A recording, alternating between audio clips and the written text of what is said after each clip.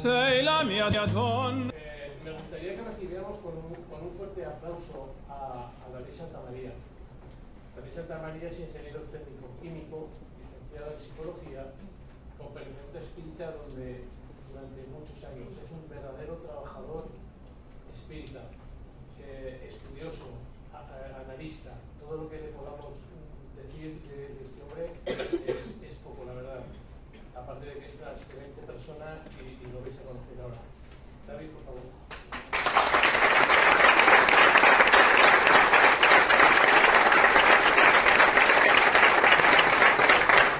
Buenos días a todos. Muchas gracias por acompañarnos.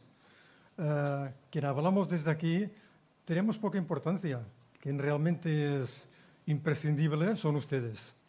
Porque si no, bueno, aparte, evidentemente, estamos convencidos que aquí nos acompañan también muchos espíritus. Porque los espíritus no lo saben todo.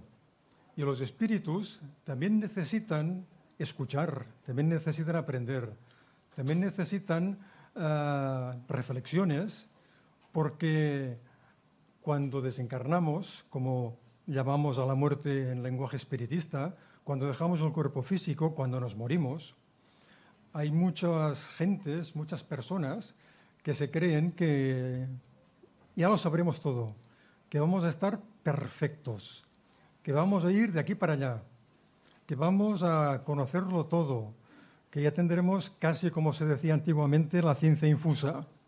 Y eso no es verdad. Esta es una de las falsedades que hay sobre espiritismo, promovida por la ilusión de muchas personas y también por una lectura apresurada de, por ejemplo, el libro de los espíritus de Allan Kardec. El libro de los espíritus de Allan Kardec es una gran obra, pero hay que leerla con detenimiento, sin prisa, porque además podemos autoengañarnos con algunas de las preguntas y algunas de las respuestas que dan los espíritus. Pongamos un ejemplo fácil. Kardec pregunta, ¿cómo se desplazan los espíritus por el mundo espiritual? Que tampoco sabemos muy bien lo que es. Es el mundo donde residimos las almas cuando no tenemos cuerpo. Y le responden a Kardec, se trasladan de un lugar a otro con la velocidad del pensamiento.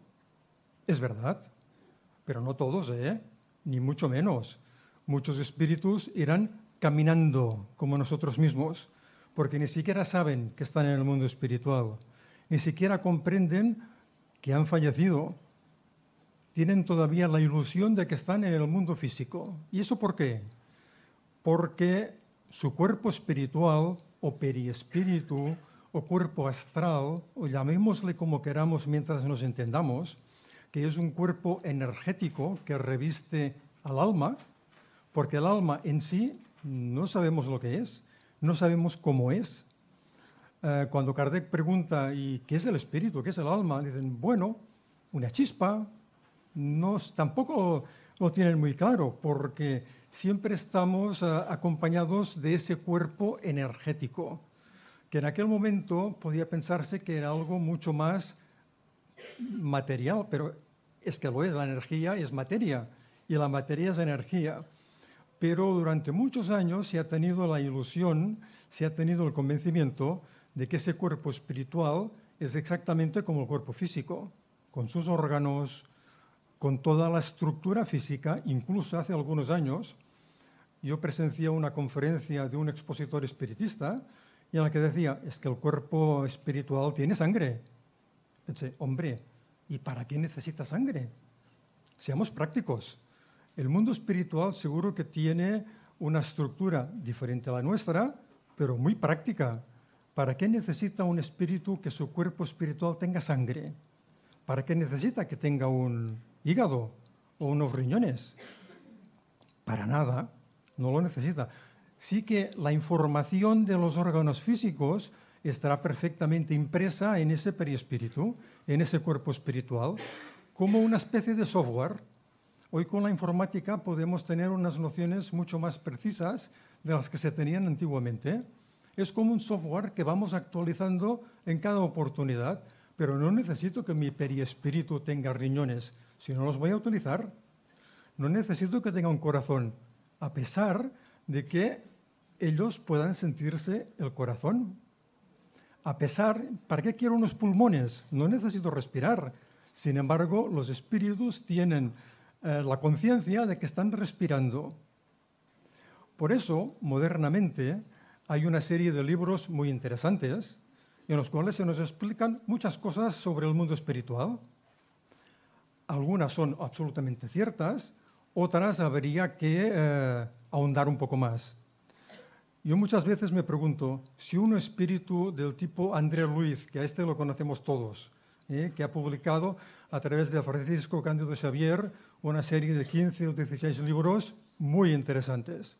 Pero yo me pregunto, ¿qué habría pasado si André Luiz se hubiera manifestado en la Sociedad Espiritista de París? ¿Qué habría pasado? ¿Kardec simplemente habría tomado nota de lo que decía André Luiz? No, dicho, muchacho, siéntate tranquilo y vamos a conversar sobre todo lo que me dices. Explícamelo con detalle. Cuando me dices que tomas un aerobús, ¿por qué? ¿Dónde está? ¿Quién lo fabrica? ¿Qué combustible utiliza? ¿Quién lo repara? Porque debe estropearse o no. Hubiera hecho muchas preguntas que hoy en día no se hacen. Y esto es lo que se encuentra a faltar en mucho libro mediúmnico. Alguien que pregunte, alguien que se cuestione, alguien que a veces ponga el dedo en la llaga. Y, por ejemplo, a André Luiz se le podría preguntar, oye, en tal libro me dices que cuando vas a tal lugar notas el ambiente enrarecido. Puedo entenderlo. Al fin y al cabo, nuestro perispíritu, nuestro cuerpo espiritual, nuestro cuerpo astral es energía más o menos densa. Y, bueno, podemos notar otras energías. Si son energías muy complicadas, muy groseras, muy negativas, lo notaremos. Si el ambiente es bueno, como aquí en este momento, pues estaremos absolutamente encantados. Pero se le podría preguntar a André Luiz, dices que cuando llegas a un lugar de estos respiras con dificultad. Se le podría preguntar, oye, ¿y si no respiras qué pasa? No te morirás, ¿eh? Eres un espíritu. El espíritu no muere. Por tanto, si no respiras, no pasa nada. No debería pasar nada. Y si pasa algo, por favor, explícamelo. ¿Qué es lo que pasa si no respiras? ¿Te congestionas? ¿Tu cuerpo espiritual nota alguna sensación extraña? ¿Necesitas el oxígeno del aire? No sé, es por decir. Pero se le podría preguntar, oye, explícamelo bien porque no lo entiendo. Porque estos libros, que son estupendos y nos dan una información muy directa de aspectos morales y aspectos materiales, de cómo el mundo espiritual incide sobre el mundo físico y cómo el mundo físico incide sobre el mundo espiritual. Este es un aspecto que muchas veces no tenemos en cuenta. Siempre nos imaginamos que los espíritus están alrededor nuestro, y es verdad. Aquí un medium vidente vería muchos espíritus que están acompañándonos, escuchando. Confío que tomando alguna nota, por si alguna cosa no se entiende, poder preguntarlo a los espíritus instructores que hasta aquí les habrán acompañado y así aprovechar perfectamente este diálogo.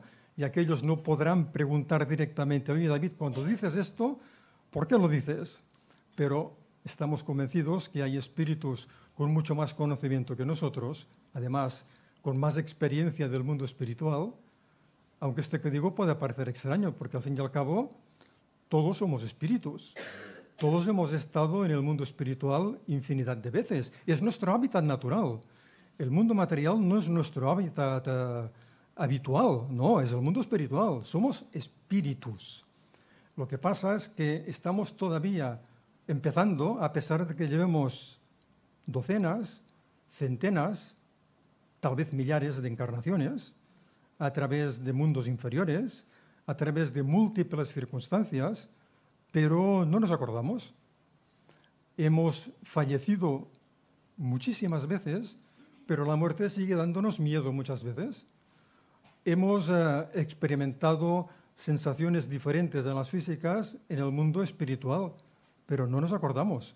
Sin embargo, leyendo lo que Kardec nos explica, observando lo que nos comparten los espíritus a través de las comunicaciones mediúmnicas, pues nos hacemos una idea suficiente de cómo es el mundo espiritual. Además, tenemos un gran recurso, que son los sueños. Cuando soñamos, nuestra alma, nuestro espíritu, se emancipa del cuerpo. ¿Y cómo se emancipa? ¿Es el alma la que se emancipa? Bueno, es el alma con su cuerpo espiritual. Entonces, el cuerpo físico se queda sin ese contacto periespiritual. No, porque estamos perfectamente conectados, como si estuviéramos conectados por wifi. Tengo el móvil allá, pero da igual, estoy conectado con él, con un reloj de estos que llaman inteligentes, y tal vez cuando estoy emancipado me conecto con mi cuerpo con algo parecido a un wifi. Pues bueno, perfecto, estoy conectado siempre con mi cuerpo hasta que este cuerpo fallezca. Entonces, hay muchas cosas que sabemos, otras queremos saber, de muchas no tenemos ni idea y nos equivocamos cuando hacemos afirmaciones a veces en muchas oportunidades temerarias, pero bueno, vamos aprendiendo de nuestras equivocaciones. Kardec lo decía. Kardec, y aquí quiero añadir un poquito a lo que ha manifestado Benjamín, Kardec recibió comunicaciones de espíritus de mucha categoría, sin duda, de mucha categoría, que le dieron instrucciones muy precisas, pero también le dijeron cosas muy gordas, muy duras. El espíritu de verdad, que no sabemos realmente quién es, yo no creo que sea Jesús, como dicen muchos, es un espíritu superior y con eso es suficiente. El espíritu de verdad le dijo al principio, oye, todavía no has hecho nada, y puedes fracasar. Por tanto, ten cuidado, porque si tú fracasas, otro tomará tu lugar. Pero yo creo que tanto el espíritu de verdad como el resto de entidades que le acompañaban sabían en quién estaban confiando. Allan Kardec no era un espíritu cualquiera, era una persona extremadamente preparada. Sin embargo, continuando, insisto, con lo que decía Benjamín, hay un texto muy interesante en el libro de los espíritus, en el ítem 257, un ítem larguísimo, en el cual Kardec habla e indaga sobre las sensaciones de los espíritus desencarnados, que es algo apasionante, saber o intentar saber por qué un espíritu nos dice que tiene frío. Piensas, ¿cómo vas a tener frío? Tú no puedes tener frío, pero tiene frío, tiene calor, se ve ensangrentado, si tal vez ha fallecido a través de un accidente, se encuentra perdido, se encuentra extrañado, manifiesta que ha estado en su casa o que ha ido a ver a sus amigos del trabajo y que no le han hecho caso. Dice, es que son unos desagradecidos. Yo les hablo, les pido ayuda y ni me miran. Estos espíritus no tienen idea de dónde están ni de lo que les ha ocurrido. Como que ese cuerpo energético tiene la misma forma que el cuerpo físico, pues se miran y dicen, bueno, es que soy yo, caramba, 2 brazos, 2 piernas, soy yo mismo. Pero no es exactamente igual. Las sensaciones son distintas, las percepciones también, a pesar de que están en esta situación tan sorprendente. Entonces Kardec, en ese ítem 257, nos dice, hemos acompañado a miles de espíritus, y cuando Kardec dice a miles de espíritus, es a sí mismo, a miles de espíritus, dice, en todo su proceso, desde su fallecimiento en el mundo físico hasta su despertar en el mundo espiritual, hasta los primeros pasos que han dado allí, hasta que han llegado a reconocerse perfectamente a sí mismos. Hemos acompañado todo ese proceso. Y es verdad, Kardec recibía miles de comunicaciones de toda Europa, de algunos países de América, de algunos países de África, de Rusia. Recibía muchísimas comunicaciones que él cribaba con mucho cuidado, con mucho tiento, con mucho sentido común. Y en un momento dado, en la Revue Spirit, que fue su órgano de difusión, él dice, tengo en este momento 3.600 comunicaciones mediúmnicas encima de la mesa. Dice, ¿cuántas podría publicar en la Revue Spirit? Dice, no más allá de 300. Las demás no aportan nada. No tienen utilidad. 300. Estamos en un 10%. Y dice, y de estas 300, ¿cuáles son realmente importantes? ¿Cuáles nos enseñan algo? Dice, un centenar, no más. Es decir, un 3, un 4%. Ya está. O sea que Kardec tenía un criterio enorme. ¿Que podía equivocarse? Claro, y se equivocó en más de una oportunidad. Y lo podemos reconocer, y no pasa nada. Pero termino con el ítem 257 y esos miles de espíritus que Kardec pudo acompañar, algunos directamente en la Sociedad de París y otros a través de las comunicaciones que le iban llegando de muchas partes del mundo. Y en ese momento Kardec nos dice, y es de los hombres, porque en aquel momento no había la perspectiva de género que tenemos ahora. Lo correcto es decir, todos los seres que se manifestaron, todas las personas que se manifestaron, dice, las personas más comunes son las que me han dado las mejores informaciones, las que más me han interesado, las que más me han ayudado. O sea, gente como nosotros, gente del pueblo, gente despistada que no sabe dónde está, que tiene muchos problemas, que se queja de la familia que no le escucha, que está resentido con aquel y con aquel otro. Estos son los que dieron una gran información a Kardec.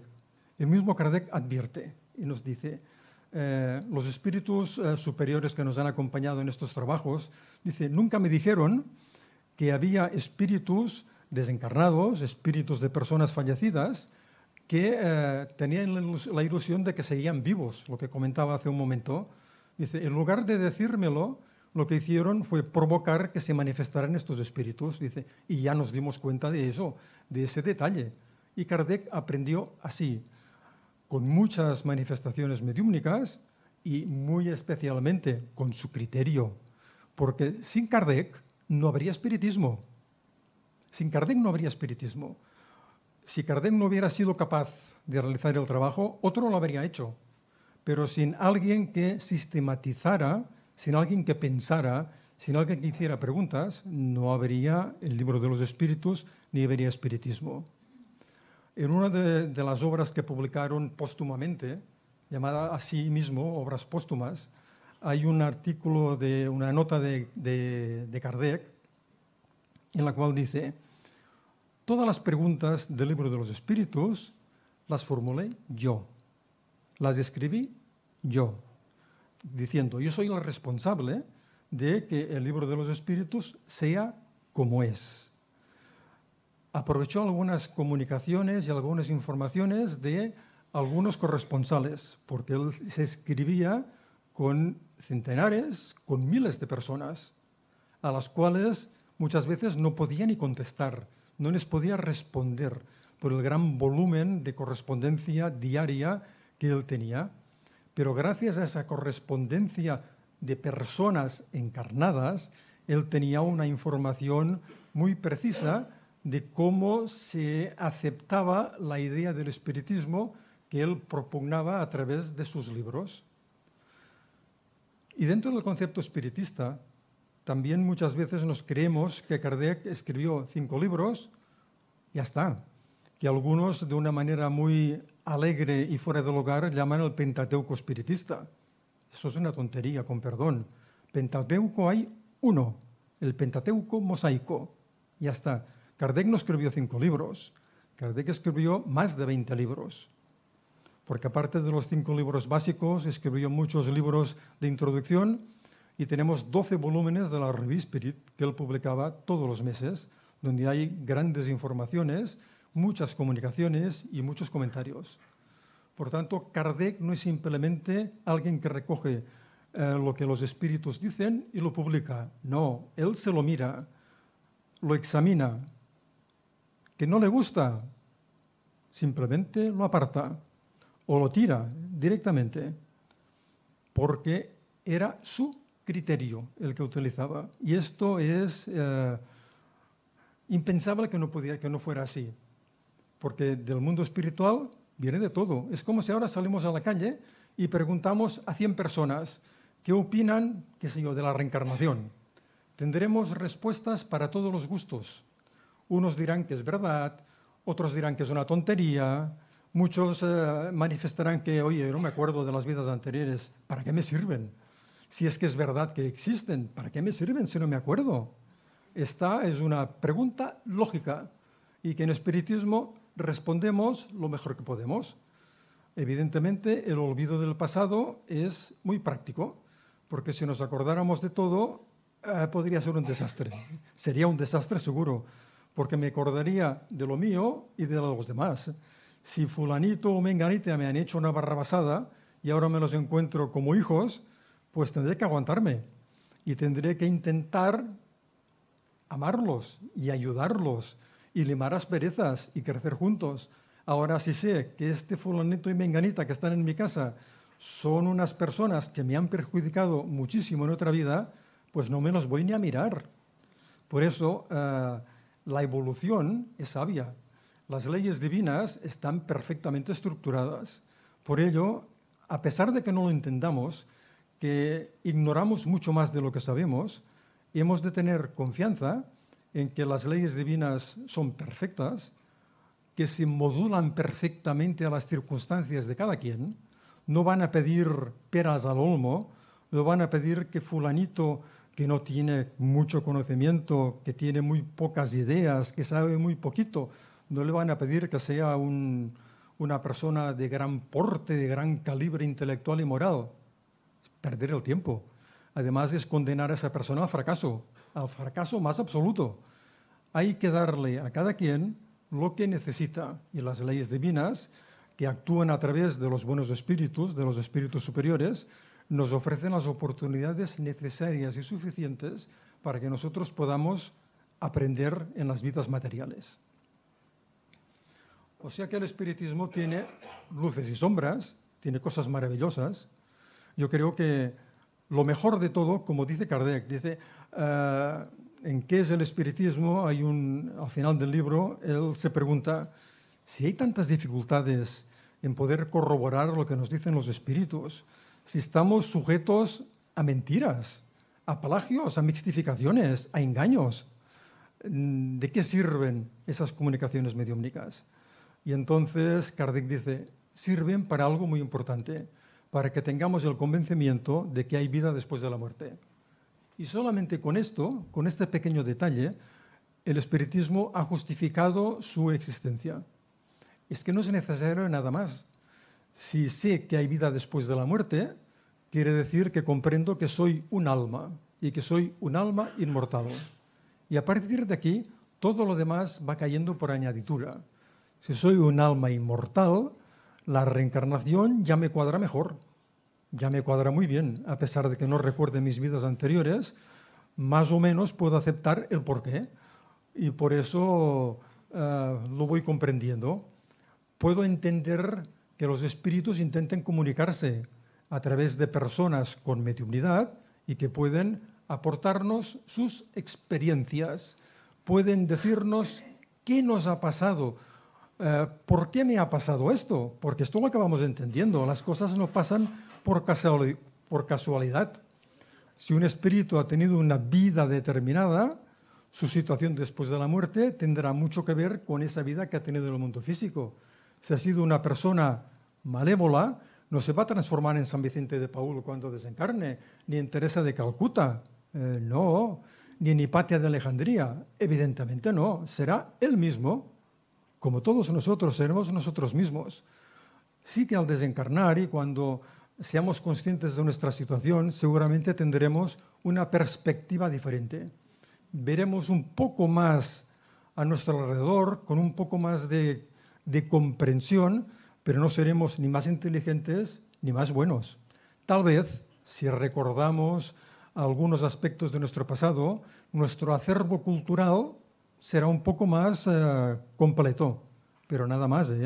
No seremos ni más inteligentes, ni más buenos, ni más morales, ni más espirituales. No, seremos nosotros mismos. Y eso hay que tenerlo siempre en cuenta. Y no es ningún hándicap, no es ningún problema. Es justo porque sería absolutamente injusto, absolutamente fuera de lugar, que cuando la gente se muriera lo supiera todo, estuviera ya perfecta, fuera buena, fuera fantástico. Eso querría decir que la persona más malvada del mundo y la persona más buena de este planeta, al desencarnar se encontrarían igual. Y esto yo creo que nos causa repulsa, porque no puede ser que una persona que ha sido muy buena tenga las mismas condiciones de vida que alguien que ha sido una persona absolutamente negativa. Por lo tanto, sin ser peyorativos, sin pensar que esa persona negativa se merece que le castiguen, que se encuentre mal, que se encuentre con dificultades. No, necesita las circunstancias adecuadas para darse cuenta pues, que se ha equivocado en determinados puntos y que hay que corregir aquello en lo que nos hemos equivocado. Y esta es la evolución, ensayo y error. Hago una cosa, oye, sale bien, fíjate, me comunico bien con estas personas, me encuentro satisfecho, quiere decir que esto que he hecho es positivo, vale, tomo nota. Hago algo y es un desastre, tomo nota también, o debería tomar nota para no repetir ese error. Pero como decimos vulgarmente, el ser humano es el único que tropieza no 2 veces, no 22 veces en la misma piedra, porque nos creemos que dominamos la situación y es la situación la que nos domina a nosotros, porque creemos que somos más de lo que realmente somos. Pero bueno, la vida ya se encarga de colocarnos en las situaciones que sean necesarias para que nosotros podamos aprender. Bien, vamos a ver algunos ítems.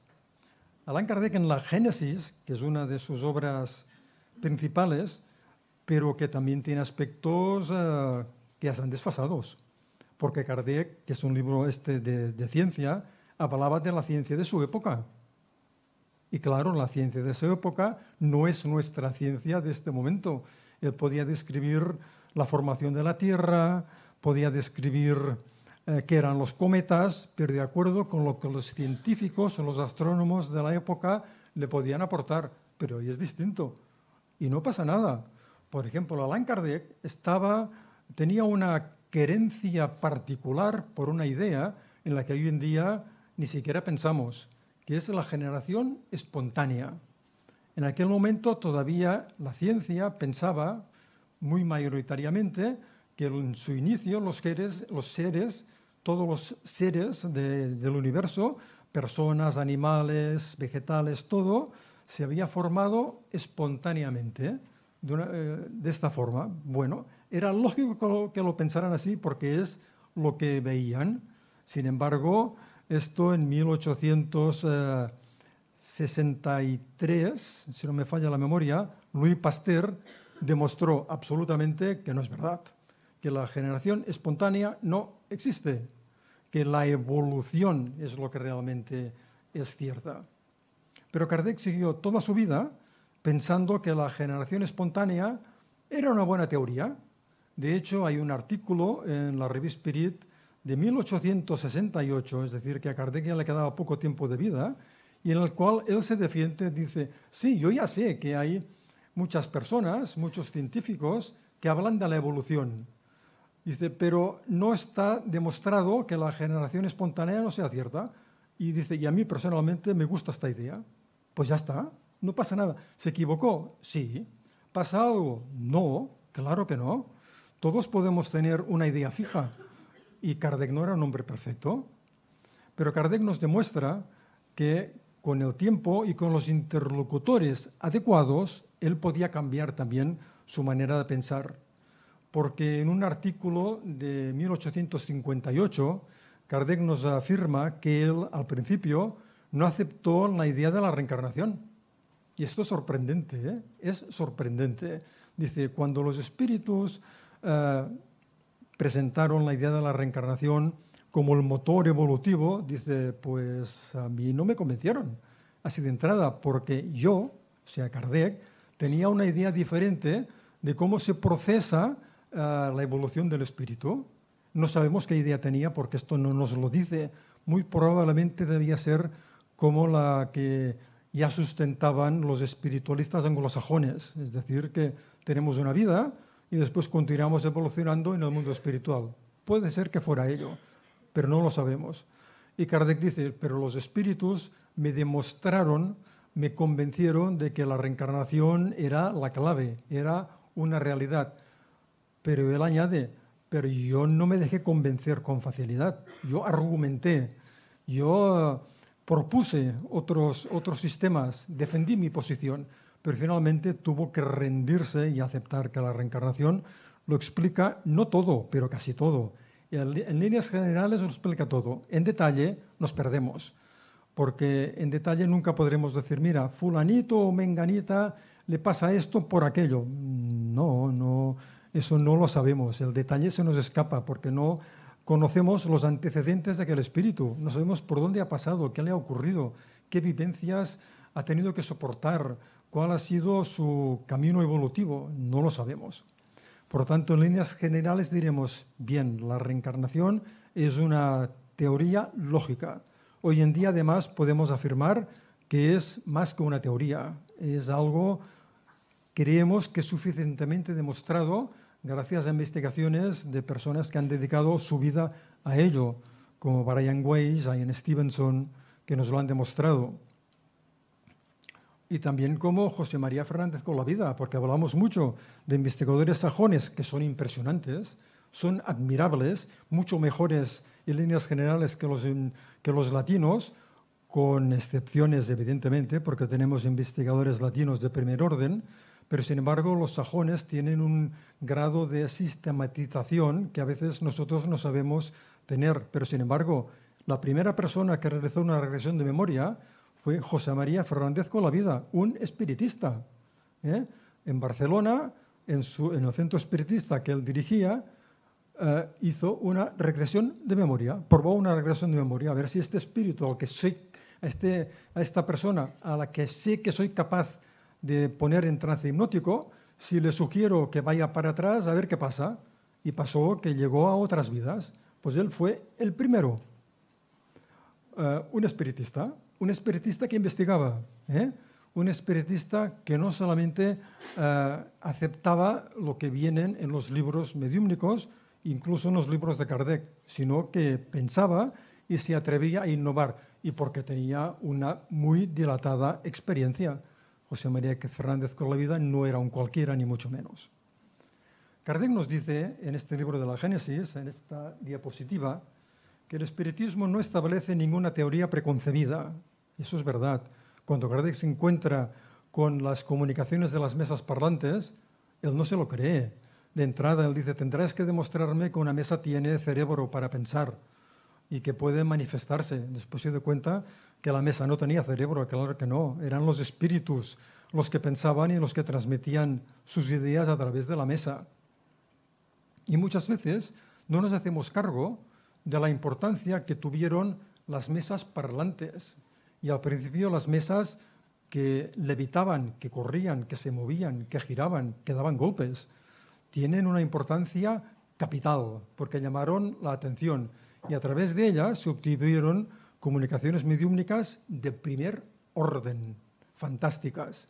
Solo hace falta leer, no estaremos de acuerdo con todo lo que se dice en ellas, las comunicaciones que se obtuvieron en la isla de Jersey en 1854, 55 y creo que el 56, es decir, antes de la aparición del Libro de los Espíritus. Víctor Hugo ya experimentó con la mesa y obtuvieron múltiples comunicaciones de su hija, por ejemplo, que se lo convenció absolutamente, de su hija fallecida, después de Shakespeare, de la muerte, de muchos espíritus.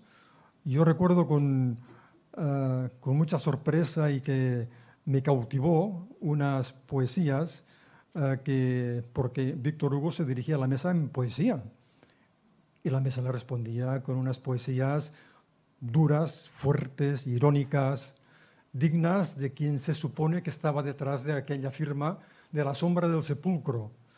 Se supone que es probable que estuviera el gran Molière detrás de aquellas comunicaciones. La sombra del sepulcro respondía inmediatamente, con una rima perfecta, con unos conceptos perfectos. Y eso mucho antes de que Kardec empezara su investigación. Bueno, Víctor Hugo supo aprovechar aquellas circunstancias. Él era un espiritualista convencido y seguro que también comprendía la doctrina de los espíritus, a pesar de que sepamos, nunca se acercó al espiritismo. Casi podríamos decir, ni falta que le hacía, porque sabía lo suficiente y comprendía lo suficiente, y seguro que a través de su obra poética y de su obra escrita era suficiente para enseñar y para ayudar a la gente. Por lo tanto, una maravilla. Por eso los espíritus siempre han intentado, desde el primer momento, desde que ha habido seres humanos en el planeta Tierra, ha habido personas con facultad mediúmnica. Benjamín decía que todos somos médiums, es verdad, todos tenemos algún rudimento mediúmnico, quien más quien menos ha tenido algún sueño lúcido, tal vez pocos, pero que hemos sido conscientes de haber estado en presencia y en compañía de espíritus desencarnados, con los cuales hemos hablado, que nos han dado, si no informaciones, nos han transmitido su cariño. Yo recuerdo que un amigo mío me explicaba, dice, mira, hoy he soñado con un miembro de mi familia, dice, y yo era perfectamente consciente que yo estaba en estado emancipado y que aquella prima mía, que está desencarnada, yo era consciente que estaba desencarnada. Y este amigo me dice, y he pensado, ¿y si la toco? ¿Qué notaré? Dice, oye, y la he tocado, le he puesto la mano en la espalda y he notado una espalda. Me dijo, he notado una espalda. Esto es espíritu investigativo, que podemos hacerlo cualquiera, y preguntarles, y bueno, lo que muchas veces no nos damos cuenta que estamos en presencia de un espíritu. Pero todos hemos tenido circunstancias de este tipo. Muchos han tenido alguna pequeñísima premonición. Puede pasar perfectamente. Son circunstancias que se dan. Pues esto nos da una idea de que todos tenemos un rudimento de mediunidad. Y además, todos podemos sufrir o tener, casi me gusta más la palabra tener, o sentir la influencia de los espíritus. No hace falta ser medium para ello, de ninguna de las maneras. Muchas veces nos encontramos en determinados lugares sin saber por qué y notamos alguna cosa extraña sin ser mediums. Ese mismo amigo, recurro muchas veces a las anécdotas que él me refiere porque son muy buenas, me dice, es que estaba un día en Suiza, dice, yo no entiendo nada de alemán, y me hicieron visitar un castillo, dice, y bajamos a unas salas en las que no había prácticamente nada, dice, pero me encontré fatal en aquella sala. Y no es medium, absolutamente no, dice, yo soy como un pedazo de madera, no noto nada, pero sin embargo se encontró fatal. Al salir fuera le refirieron que aquellas salas eran los calabozos. Y en un calabozo, en una cárcel, hay mucho dolor siempre, y él lo pudo notar sin ser medium, pero debía ser tan densa la radiación psíquica dolorosa que había en aquel lugar que él pudo notarla. Y eso nos puede pasar a todos.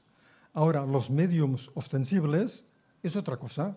No es que ellos puedan asegurar que esta tarde a las 4:15 tendré una comunicación con tu padre. No os lo creáis, De entrada no os lo creáis. ¿Es imposible? No. Pero ningún medium puede decir que hoy a las 4:15 de la tarde tendrá una comunicación. ¿Por qué? Será si los espíritus quieren. Los espíritus somos libres y vamos hasta donde podemos con libertad. Si nos convocan a una determinada sesión mediúmica, podemos ir o no. Si aquella persona que nos evoca y que quiere hablar con nosotros nos cae fatal, pues yo no voy a ir. Igual que aquí en el mundo físico, si me invita a alguien con el que sé que me voy a pelear seguramente, pues no voy a ir. Pues los espíritus hacen lo mismo. Pero si insistimos en que quiero hablar con mi padre, pues vendrá un espíritu que dirá, oye, yo soy tu padre. Y tal vez tendrá algunos detalles que podrá darnos, porque no es tan difícil tampoco obtener algunos detalles. Por eso uno de los hándicaps más grandes, una de las sombras o de los aspectos más difíciles del espiritismo es poder identificar al espíritu que se manifiesta. ¿Eres realmente mi padre? Si lo es, sabrá darme un detalle que conozca yo y él, pero nadie más. Esto puede darse perfectamente. Mirad, León Denis, que fue un gran espiritista también, un sucesor prácticamente de la tarea de uno de los sucesores de Allan Kardec, explica en su obra En lo invisible, que es como un libro de los médiums con un lenguaje diferente, explica una experiencia que hicieron en Estados Unidos en aquel tiempo, que colocaron una línea telegráfica, no había casi ni teléfono en aquella situación, una línea telegráfica entre dos edificios distanciados en 500 metros y dos personas en cada extremo de la línea telegráfica que se conocían y les pidieron: tenéis que identificaros el uno al otro a través de los mensajes telegráficos. Claro, no sabían quién era el otro que estaba en el otro extremo, pero sabían que era alguien conocido. Les costó Dios y ayuda llegar a convencer al otro que yo soy yo, que soy yo. Tuvieron que recurrir a aspectos triviales. Oye, ¿te acuerdas que ayer saliendo por la puerta tal me dio una torta enorme cuando salí porque no vi un obstáculo y me hice daño? Era, caramba, yo estaba contigo, pero no había nada más. Tuvieron que recurrir a detalles triviales. Es como si hoy quisiéramos hacer lo mismo a través de WhatsApp. Dos personas que se identifican al 100% a través de WhatsApp, ¿serán capaces de hacerlo? Tendrán que recurrir a aspectos de poca importancia, de poca monta. Oye, que el otro día te llamé y te expliqué que me pasó esto en el trabajo y no lo sabe nada más. Caramba, sí, eres tú. Realmente eres tú porque no lo sabe nadie más. Por eso no es tan fácil para los espíritus. Y un espíritu que se manifestaba también en esas reuniones anglosajonas decía, es que es muy difícil poder convenceros de que yo soy yo. Dice, tengo 10 minutos para poder comunicarme. Cuando me comunico a través del medium, dice, todo se me oscurece. Lo tengo todo tan claro antes de comunicarme, que cuando estoy en contacto con la materia del medium, esas ideas se me entorpecen. No tengo a veces la capacidad de poder hilvanarlas bien. Por eso no es fácil para ellos, tampoco muchas veces, manifestarse. Que hay espíritus que tienen suficiente potencia, comprensión, sabiduría, experiencia para hacerlo. Evidentemente sí. Hay casos clarísimos al respecto. Había un medium en Inglaterra, que no recuerdo su nombre, un medium anti-reencarnacionista que recibía comunicaciones de un espíritu llamado Silverbridge, que era reencarnacionista, pero un espíritu muy antiguo, con mucha experiencia, con mucha sabiduría y que dominaba perfectamente a aquel medium anti-reencarnacionista y dictaba comunicaciones reencarnacionistas. Tendría sus dificultades, pero era capaz de hacerlo. Pero no todo el mundo sabe hacerlo. Los mediums, las personas que están a su alrededor pueden oponer una resistencia a veces insalvable para el espíritu que intenta comunicarse. Por eso no es fácil. ¿Quiere decir que no hay comunicaciones buenas? Claro que sí, hay muchas comunicaciones buenas. E incluso, como decía Kardec decía, de los errores de los espíritus aprendo mucho. Aprendo mucho de cuando me dicen algo que está equivocado, porque me doy cuenta de que no saben determinados aspectos. Por tanto, de aquellos que nos intentan engañar, también aprendemos mucho y obtenemos una experiencia. Recuerdo un día que en nuestro centro, en una reunión mediúmnica, se manifestó un espíritu por psicografía, por escritura mediúmnica, dando unos consejos, bien, pero unos consejos que cualquiera de nosotros sería capaz de escribir de corrido sin ninguna dificultad. Tenéis que ser buenos, tenéis que comportaros bien, no tengáis odio, en fin, cosas correctas pero muy sencillas. Dices, bueno, mira, un espíritu de buena voluntad que te da un mensaje correcto.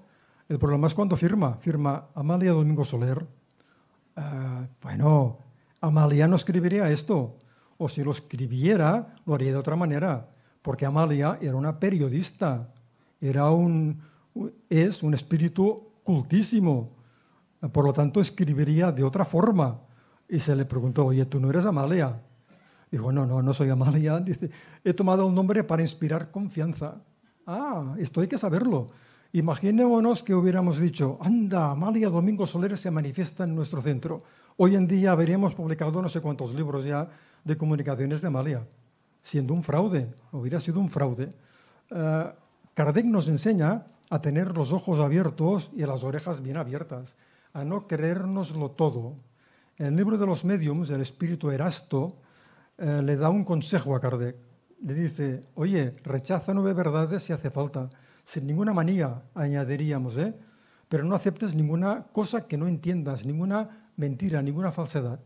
Porque si aceptas una falsedad, vas a edificar sobre esa falsedad cualquier cosa, un gran edificio, y cuando se te demuestre que estás equivocado, ese edificio se va a derrumbar. Ahora, si rechazas verdades como la reencarnación, él rechazó la reencarnación. Dice, mejor que lo hagas así. Dice, porque al final, esa misma verdad te llegará tantas veces, te la tendremos que explicar tanto, que acabarás aceptándola. Pero no pasa nada por rechazar una verdad, porque demostramos que pensamos, o tenemos que demostrarlo también, porque a veces rechazamos cosas de manera visceral. Pero hay que pensar. Es la gran ventaja que tenemos los seres humanos, que pensamos, y hay que utilizar el pensamiento. Todavía no me han enseñado el cartel. Aún vamos bien, aún vamos bien. Sí. Además, cuando se empezó a trabajar la mediumnidad, no se sabía quién se manifestaba. Y lo dijeron ellos mismos, somos espíritus. Somos los espíritus de las personas que han fallecido.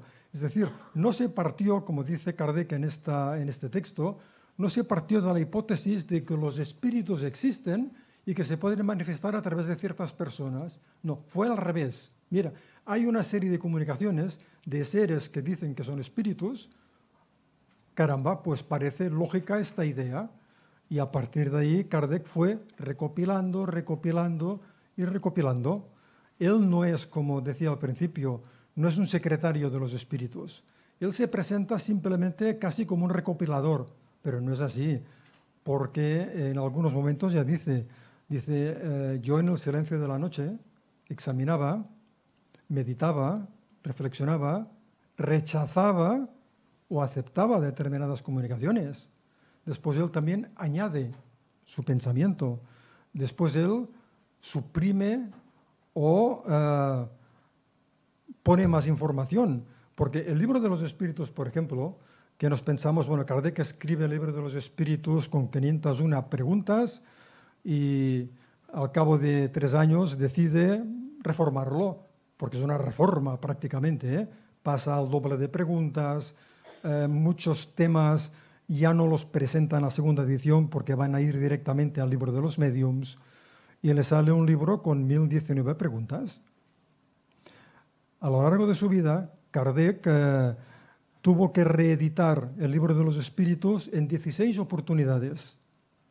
Hasta 1865, que publicó la 13ª edición, en todas las anteriores fue añadiendo o quitando cosas, fue reformulando algunos aspectos. A veces simplemente quitaba una palabra, a veces simplemente ponía una palabra en mayúscula cuando la había puesto en minúscula, porque era muy perfeccionista.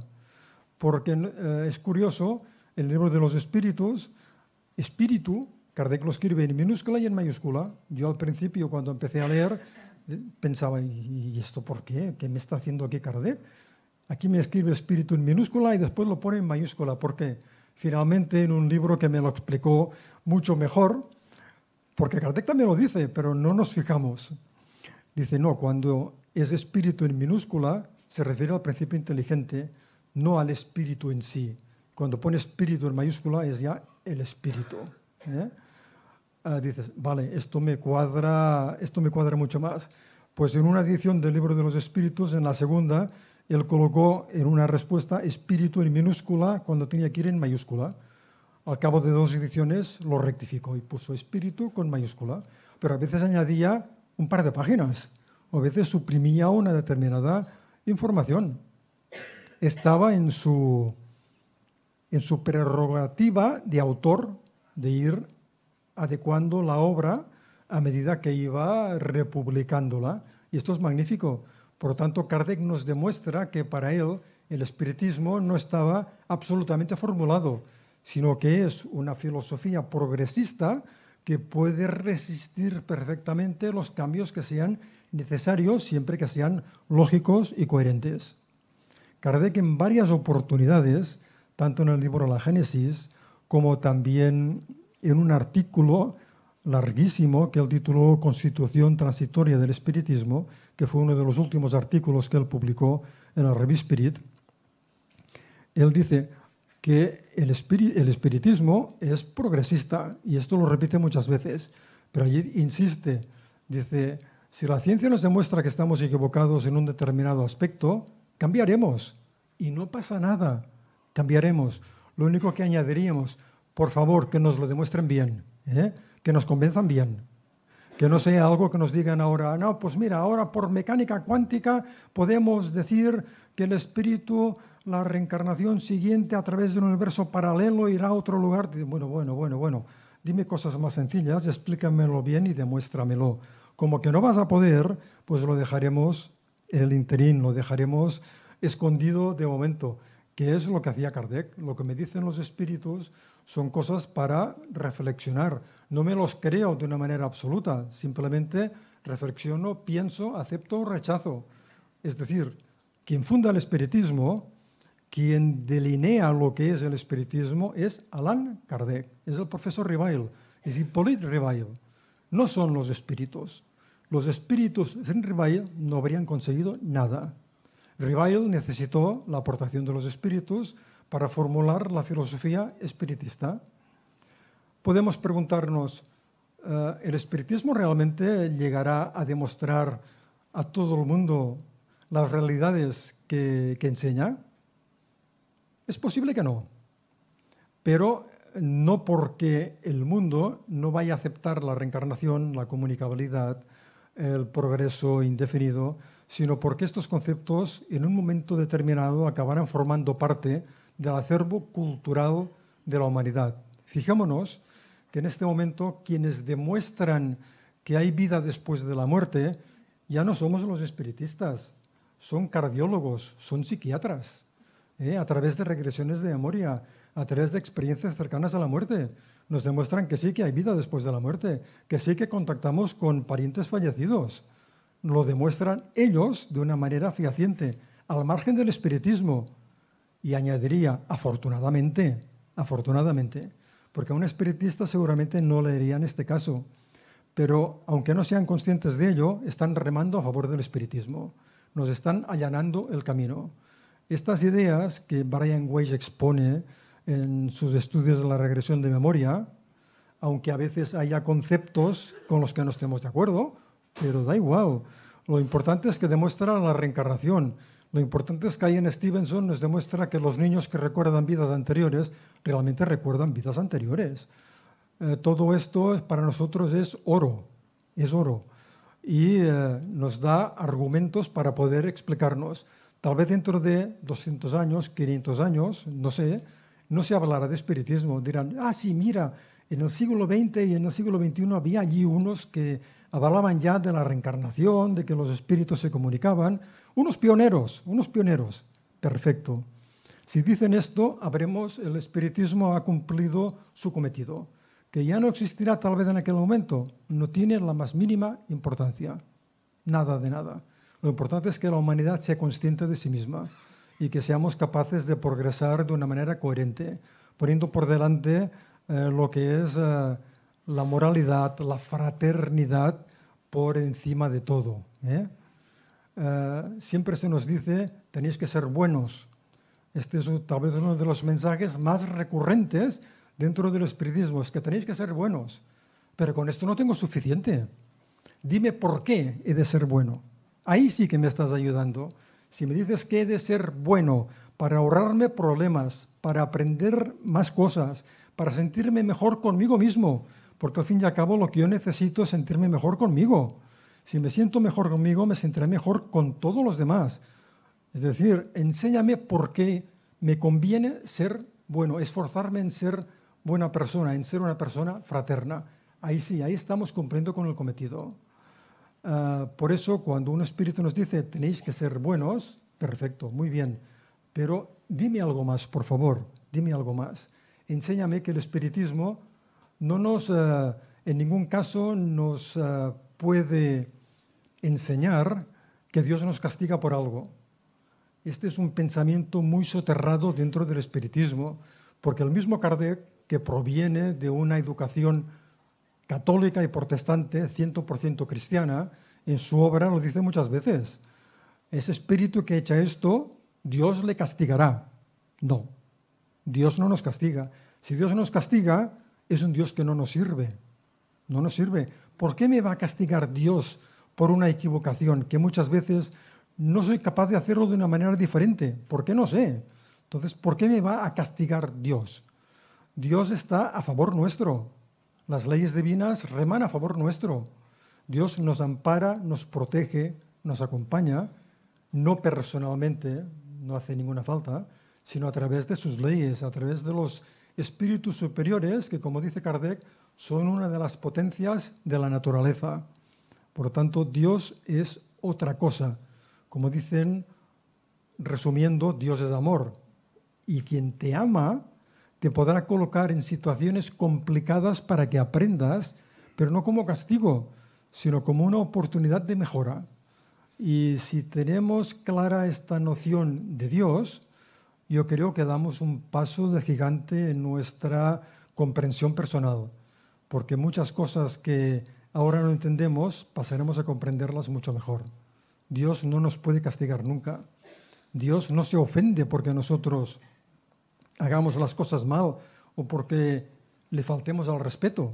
Claro que no, Dios no se ofende, porque Dios nos ha creado simples e ignorantes y sabe que haremos muchas tonterías, muchas barrabasadas, que seremos malos, porque bueno, todo forma parte del proceso.